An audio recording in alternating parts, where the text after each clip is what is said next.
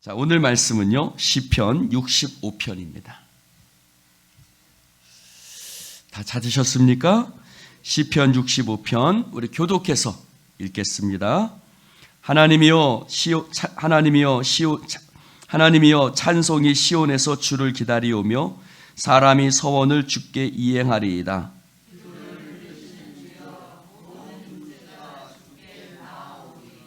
죄악이 나를 이겼사오니 우리의 허물을 주께서 사하시리이다.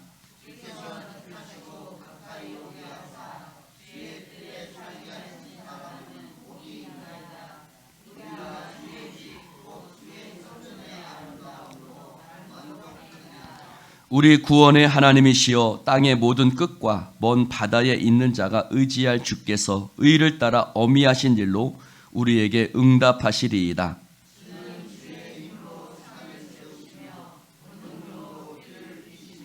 바다의 설렘과 물결의 흔들림과 만민의 소요까지 진정하시나이다.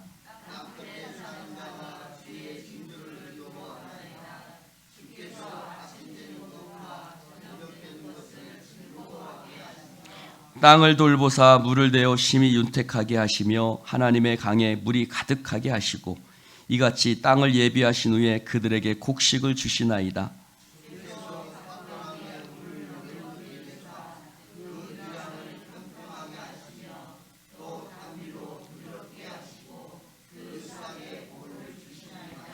주의 은택으로 한 해를 관시우시니 주의 길에는 기름방울이 떨어지며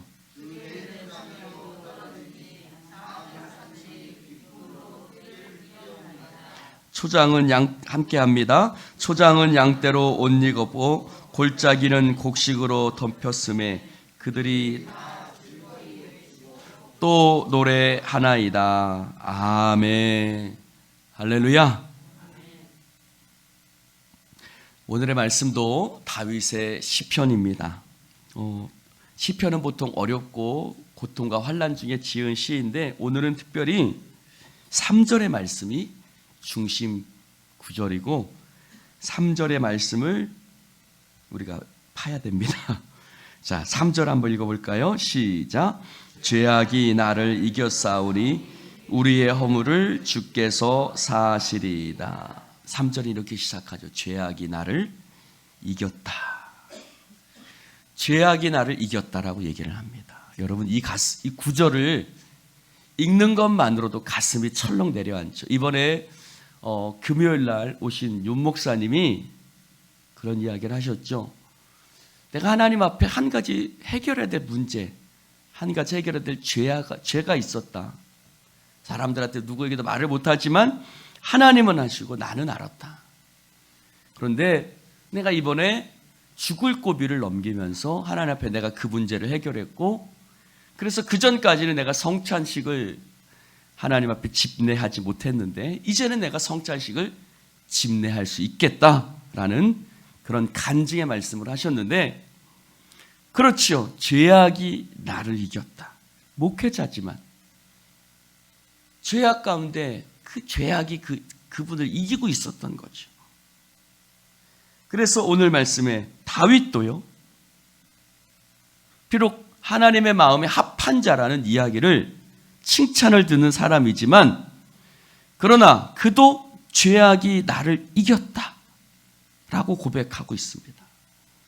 이것은 우리가 매일매일 겪는 일이죠, 여러분. 우리가 매 순간순간 겪는 일입니다. 그 일을 겪을 때마다, 죄악이 나를 이길 때마다, 죄악에 넘어질 때마다 절망하게 되고 내 자신에 대해서 실망하게 되고, 그래서 굉장히 솔직한 고백 아닙니까? 죄 앞에 무력한 한 사람의 모습. 비록 다윗과 같은 사람일지라도 죄 앞에 얼마나 무기력한지 보여주고 있습니다. 여러분, 신약성경이 27권이죠.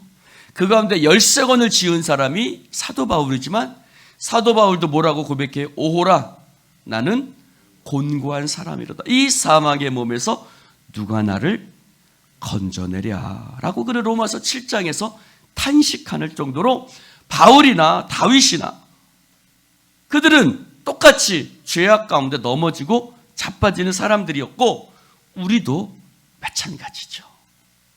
그래서 3절 말씀을 세번역 성경은 뭐라고 고백하고 있냐면 이렇게 고백하고 있습니다. 저마다 지은 죄 감당하기 너무 어려울 때에 라고 번역을 해요. 우리의 지은 죄를 감당하기 어려울 때에. 쉬운 성경은 우리가 죄 가운데 빠져 헤매일 때에. 북한말 성경, 조선어 성경은 뭐라고 고백하냐면 우리가 지은 죄 힘겹도록 무거우나 라고 번역을 하고 있습니다. 다 마음에 와닿지요? 지은 죄를 감당하기 어렵고 죄 가운데 빠져 헤매일 때가 있고 지은 죄 힘겹도록 무거워서 내 마음에 정죄감이 들고 내 마음에 탄식에 빠질 때가 많습니다. 그래서 죄악이 나를 이겼다라는 말보다는 오늘도 또 넘어졌어. 오늘도 또 내가 죄 가운데 넘어졌어.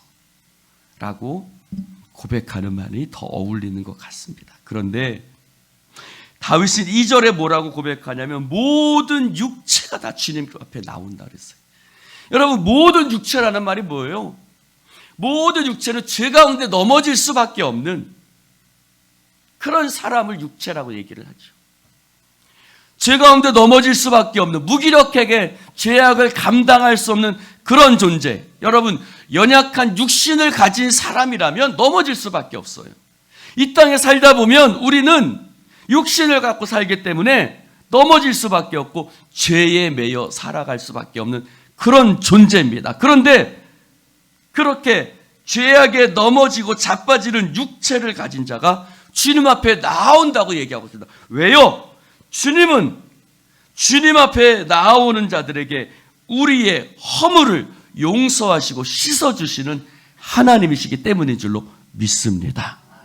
수고하고 무거운 짐진 자들아, 다 내게로 오라. 내가 너희를 쉬게 하리라. 여기서 말하는 수고하고 무거운 짐은 여러 가지 것들이 있겠지만 사실 여기서 말하는 수고하고 무거운 짐은 죄악의 짐을 얘기하고 있어요. 죄악의 짐. 죄악의 짐. 여러분, 요즘은 병원이 발달해서 옛날에는 병이 큰 짐이었지만 요즘 그렇게 큰 짐 아닌 병들도 많지요. 그러나 아무리 과학이 발전하고 아무리 지혜가 많아져도 우리가 해결할 수 없는 수고하고 무거운 짐이 있는데 바로 죄악의 짐. 이거는 사람이 해결할 수 없는, 넘어설 수 없는, 육체를 가진 사람이라면 넘어설 수 없는 그런 짐이죠. 바로 우리 하나님이 우리의 모든 죄를 용서하시고 사해 주시는 줄로 믿습니다. 여기서 사한다라는 말은요, 카파르라는 말인데 이런 거예요. 덮는다, 가리다라는 뜻이에요. 덮어준다, 가려준다라는 거예요. 여러분, 어떤 자국이 이렇게 지나가면 거기 바퀴가 지나면 거기 자국이 남죠. 근데 리아카 자국이 지나간 그 자국 위에 여러분 자동차나 덤프트럭이 한번 지나가서 생각해봐요. 옛날에 리아카 자국은 어떻게 되죠? 없어지고 다른 자국이 생겨나는 거죠. 그래서 또 다른 더 큰 자국으로, 더 큰 것으로 그것을 덮어버리는 거예요. 더 큰 자국으로 남겨버리는 거예요. 여러분, 우리의 죄악의 자국을 예수 그리스도의 보혈로 덮어주셔서, 할렐루야, 여기 리아카가 지나갔나? 라고 하나님의 은혜의 자국이, 보혈의 자국이, 십자가의 흔적이 우리 가운데 남아있어서 할렐루야, 나의 모든 죄를 하나님께서 용서하여 주시는 줄로 믿습니다. 물론 이 시편은 구약에 지으시니까 예수의 보혈을, 그 이전 시대지만 그러나 구약에서는 어떻게 했죠? 어린 양을 들고 나아가죠. 어린 양을 끌고 나아가죠. 그리고 하나님 앞에 제사를 드립니다. 그래서 세례 요한은 뭐라고 얘기합니까? 보라, 세상 죄를 지고 가는 하나님의 어린 양이로다. 예수님을 바라보면서 우리의 모든 죄를 지고 가는 하나님의 어린 양이라고 노래했던 것입니다. 사랑하는 성도 여러분, 예수님은 우리의 죄를 지고 가는 하나님의 어린 양의 실체 되신 줄로 믿습니다. 그래서 시편 65편은 어떤 시냐?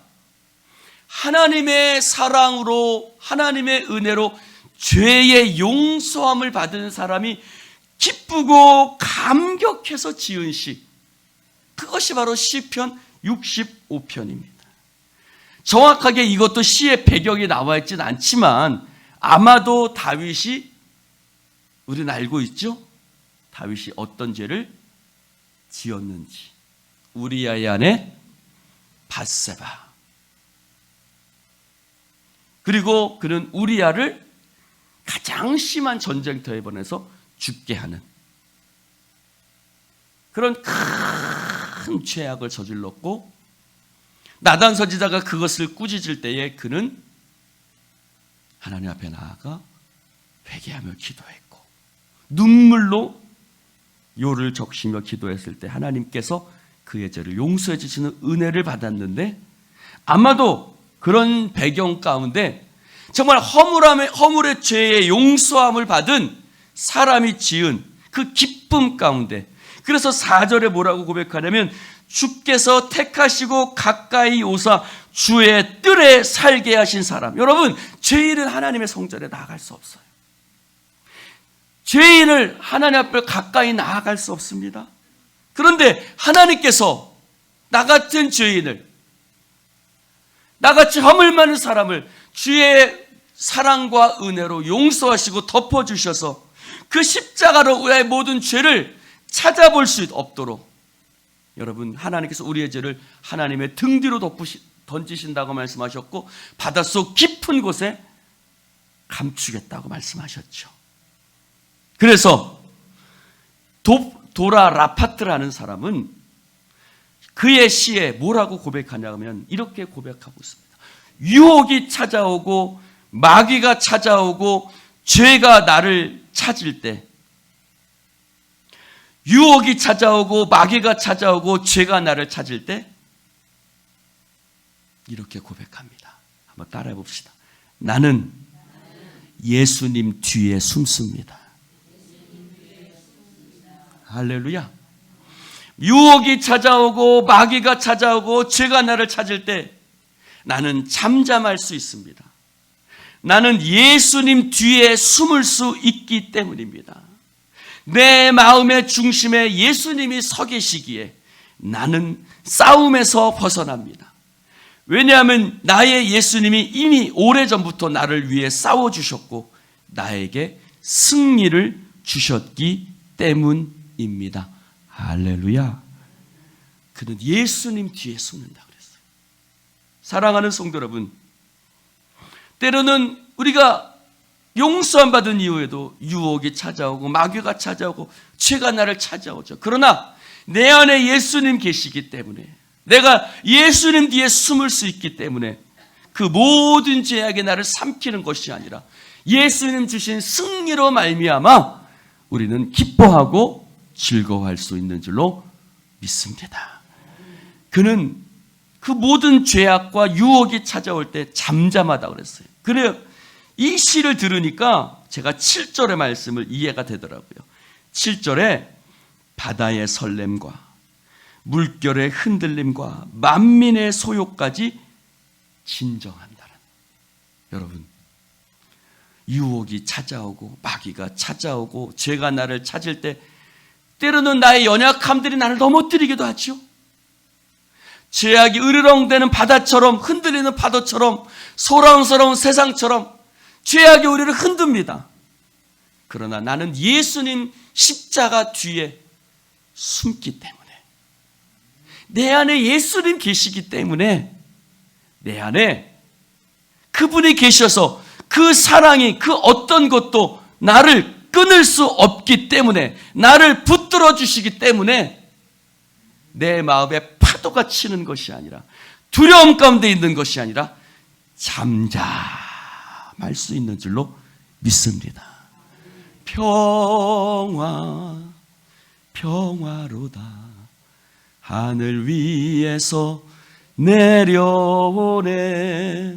그 사랑의 물결이 영원토록 내 영혼을 덮으소서. 그런즉 이에 대하여 우리가 무슨 말하리요? 만일 하나님이 우리를 위하시면 누가 우리를 대적하리요? 자기 아들을 아끼지 아니하시고 우리 모든 사람을 위해 내주시니가 어찌 그 아들과 함께 모든 것을 우리에게 주시지 아니하겠느냐? 누가 등이 하나님께서 택하신 자들을 고발하리요? 의롭다 하신 이는 하나님이시니 누가 정죄하리요? 죽으실 뿐만 아니라 다시 살아나시는 그리스도 예수시니 그는 하나님 우편에 계신 자요 우리를 위하여 간구하시는 자시니라. 누가 우리를 그리스도의 사랑에서 끊으리요? 환난이나 곤고나 박해나 기근이나 적신이나 위험이나 칼이랴. 기록된 바 우리가 종일 주를 위하여 죽임을 당하게 되며 도살당할 양같이 여김을 받았나이다 함과 같으니라. 그러나 이 모든 일에 우리를 사랑하시는 이로 말미암아 우리가 따라해 봅시다. 넉넉히 이기느니라. 사도 바울, 오늘 다윗은 죄악이 나를 이겼다고 얘기하죠. 근데 바울은 뭐라고 고백합니까? 우리를 사랑하시는 이로 말미암아 우리가 넉넉히 이겼다라고 고백하는 것입니다. 사랑하는 성도 여러분, 예수님께서 매여 있는 나귀를 풀어 끌고 내게로 오라고 말씀하시는 것처럼 죄악 가운데 매여 있는, 죄악의 쇠사슬 가운데 그 묶여 있는 우리들을 예수 그리스도의 보혈로 우리를 자유케 하시고 포로된 자에게 자유를, 눈먼 자에게 다시 보게 함을, 눌린 자에게 자유함을 허락하여 주신 줄로 믿습니다. 그래서 이제 다윗은 어디에 있어요? 하나님의 집에 있어요. 주께서 택하시고 가까이 오게 하사 주의 뜰에 살게 하신 사람, 그게 누구예요? 다윗이었어요. 그게 누구예요? 바로 지금 하나님 교회에서 예배를 드리고 있는 저와 우리 모두인 줄로 믿습니다. 여러분, 우리가 얼마나 복이 있는 사람입니까? 우리 옆 사람에게 인사해 볼까요? 당신은 참으로 복이 있는 사람입니다. 그렇게 무뚝뚝하게 하시면 안 됩니다. 얼마나 복이 있는지. 다시 한번요, 옆 사람에게 당신은 겁나게 복이 있는 사람입니다. 시작. 아멘. 우리가 주의 집, 주의 성전의 아름다움으로 만족하리이다. 여러분, 그런 하나님의 성전에 있는 그 아름다움, 용서받은 아름다움, 하나님의 은혜의 아름다움. 그래서 아까 말씀드린 그 노랄 아파트는 이렇게 노래를 합니다. 내 마음에 찬양의 노래가 울리기 때문에 그것에 대해 대답하기가 어렵지 않습니다. 나는 주 예수님 안에 살고 있습니다. 그리고 그분은 내 안에 사십니다. 그것은 주님께서 내게 주신 약속입니다. 저의 기쁨의 원인은 내 삶 속에 하나님의 임재에 대한 지식 때문입니다. 내 삶 속에 주님이 임재하신다는 사실을 아는 것은 우리가 두려움에 굴복하지 않을 수 있도록 도와줍니다. 유혹의 순간에 우리는 주님의 거룩하고 강력한 임재를 기억하고, 다시 한번요, 유혹의 순간에 우리는 하나님의 거룩하고 강력한 임재를 기억하고 우리 안에 그분의 능력에 호소할 수 있습니다. 할렐루야. 죄악이 우리를 찾아올 때 우리는 그분의 거룩하고 강력하신 하나님의 임재하심 가운데 있는 줄로 믿습니다. 우리는 그 능력 안에 있는 거예요. 그 장중 안에 있는 거예요. 그분의 능력 안에 우리는 주여 오늘도 나를 지켜주시옵소서, 오늘 나를 붙들어 주시옵소서, 그분의 강력하시고 거룩하신 능력 안에 우리는 기도하며 나아갈 수 있는 것입니다. 사랑하는 성도들, 바로 다윗은 하나님의 성전 가운데, 그 하나님의 임재하신 가운데 있죠. 너희 안에 하나님이 계시다고 말씀하셨어요. 여러분, 우리는 하나님의 성전인 줄로 믿습니다. 여러분이 설거지를 하든 직장에서 일을 하든 뭐 보험 영업을 하든 무엇을 하든, 여러분 어디에서 무엇을 하든요, 여러분 하나님의 임재하심, 하나님의 성전의 임재하심 가운데 여러분이 있는 줄로 믿습니다. 그분의 임재하심만 했을 때 이분의 고백처럼 우리는 두려움에 굴복하지 않을 수 있어요. 우리 안에 여러 가지 두려움들이 다가오죠. 죄와 사망의 권세가 주는 두려움, 저주와 질병에 거는 두려움, 그 모든 두려움에 우리는 굴복하지 않기를 주님의 이름으로 축원을 드립니다. 왜요? 주님께서 내 안에 계시기 때문입니다. 여러분, 하나님의 임재하심에 어두움이 사라지고, 하나님의 임재하심에 죄의 틈탐이 사라지고, 사탄이 얼씬거리지 못하게 될 줄로 믿습니다. 때로는요, 땅끝에 있을지라도, 할렐루야, 바다 끝에 있을지라도 주님이 우리 가운데 계시기 때문에 우리는 이미 승리한 하나님의 백성인 줄로 믿습니다. 여러분, 저를 한번 보세요. 하나님의 임재 가운데 사는 사람은요, 모든 게 새로워 보여요. 자, 한번 저를 보십시오. 옆 사람 얼굴 한번 보십시오. 그러면 이마에 지렁이가 지나가고 있나 안 지나가나 저 한번 쳐다보세요. 한번 좀 쳐다보세요. 여러분, 하나님이 주신 은혜와 기쁨이 충만하십니까? 오늘 다윗은 그 은혜와 기쁨을 충만하게, 여러분, 모든 것이 달라 보이는 거예요. 미우라 아야쿠가 길은 여기에 라는 책에서 그가 하나님의 죄사함 받고 용서받고 구원받은 감격을 보니, 감격을 느끼고 나니 세상 모든 것이 달라진다 그랬어요. 다윗도 마찬가지. 9절부터 13절까지 한번 읽어볼까요? 자, 시작. 땅을 돌보사 물을 대어 심히 윤택하게 하시며 하나님의 강에 물이 가득하게 하시고 이같이 땅을 예비하신 후에 그들에게 곡식을 주시나이다. 주께서 밭고랑에 물을 넉넉히 대시고 그 이랑을 평평하게 하시며 또 담비로 부드럽게 하시고 그 싹에 복을 주시나이다. 주의 은택으로 한 해를 관시우시니 주의 길에는 기름방울이 떨어지며 들의 초장에도 떨어지니 작은 산들이 기쁨으로 띠를 띠었나이다. 초장은 양떼로 옷 입었고 골짜기는 곡식으로 덮였으며 그들이 다 즐거이 외치고 또 노래하나이다. 아멘. 여러분, 평범해 보이는 것들이 평범해 보이지 않아요. 하나님께서 땅을 돌보셔서 그 땅에 물을 주시고, 하나님께서 큰 풍년이 들게 하시고, 하나님께서 손수 놓으신 그 물길 가운데 물을 가득하게 채우시고 오곡을 마련해 주시니 하나님께서 우리 가운데 주신 하나님의 선물입니다. 주님께서 밭이랑에 물을 넉넉히 대사 이란 끝에까지 물이 넘쳐나게 하시고, 하나님께서 담비를 내려주셔서 밭을 적셔주시고, 하나님께서 새싹에 하나님께서 움을 돋게 하시고 그것이 자라나게 하시니 주께서 큰 복을 내려주셔서 한 해를 이렇게 영광스럽게 꾸며주시니, 하나님, 주께서 지나가시는 그 자취마다, 우리의 걸어가는 길마다 하나님의 은혜의 기름이 뚝뚝뚝 떨어집니다. 하나님, 광야의 목장에도, 하나님 언덕에도 어울져 흐르고 그 기름이 흐르고 목장마다 양떼로 뒤덮이고, 할렐루야.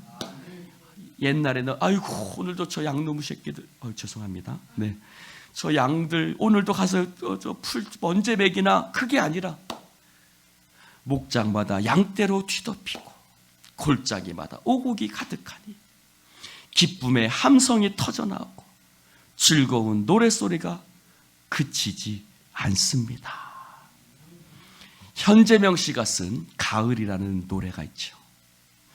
가을이라 가을바람 솔솔 불어오니 푸른 입은 붉은 치마 갈아입고서 남쪽 나라 찾아가는 제비 불러 모아 봄이 오면 다시 오라 부탁하누나. 가을이라 가을바람 다시 불어오니 밭에 익은 곡식들은 금빛 같구나. 추운 겨울 지낼 적에 우리 먹이려고 하나님이 내려주신 생명의 양식. 할렐루야. 그 현재명 씨는 예수를 믿고 나서 옛날에는 밭의 곡식이 평범하게 보였겠죠.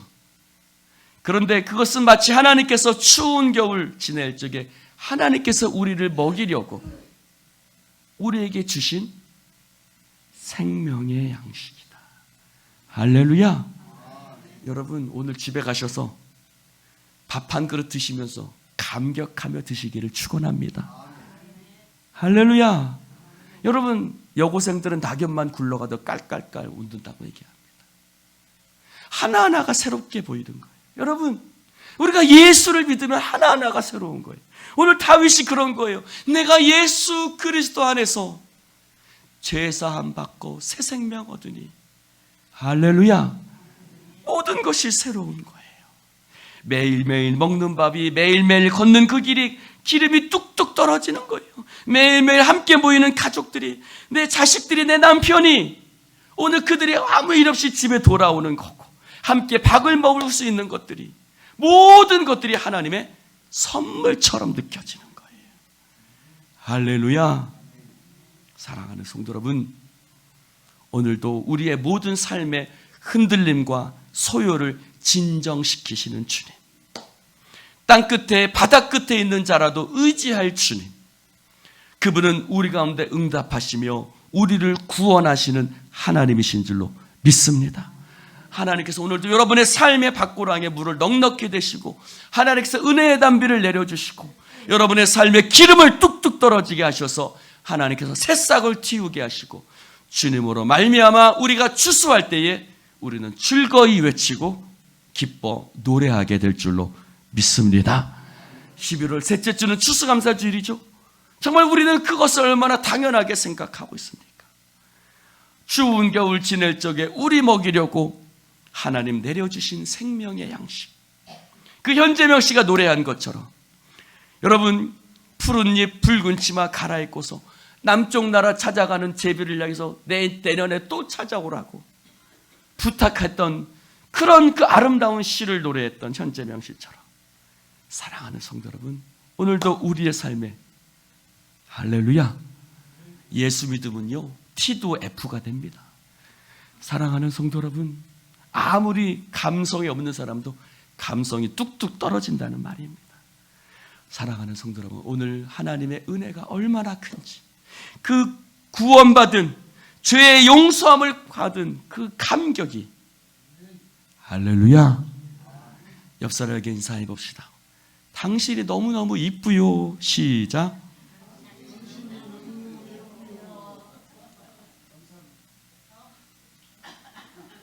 여러분 감격, 구원받으면 옆 사람이 그렇게 이뻐 보이는 거예요.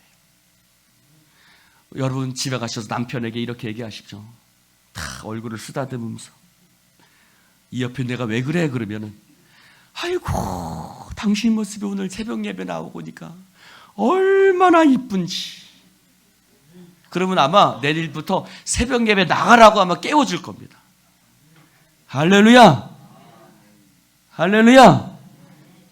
남편과 자식 얼굴을 쓰다듬으면서, 야 오늘 목사님 말씀 듣고 예배 드리고 나니까 내 모습이 너무너무 예쁘다. 할렐루야. 그러면요 새벽 예배 나오라고 정말 깨워줄 거예요. 왜 새벽 예배 안 나오라고 뭐라고 할 거예요. 사랑하는 성도 여러분, 이거예요. 특별한 게 아니에요. 기도합시다. 하나님 아버지 감사합니다. 오늘 주님 말씀을 오늘도 우리 가운데 허락하심을 감사를 드립니다. 하나님의 은혜와 사랑으로 우리를 붙들어 주시고 그 구원과 은혜가, 그 감격이 덥지도 않고 뜨겁지도 않았던, 차갑지도 않았던 우리들의 식어버린 감정에, 우리들의 식어버린 믿음 가운데 다시 한번 주님 찾아오셔서 불같이 믿음으로 일어서는, 감사와 감격으로 일어서는 주의 백성들 되게 하여 주옵소서. 감사하며 예수님 이름으로 기도드리옵나이다. 아멘.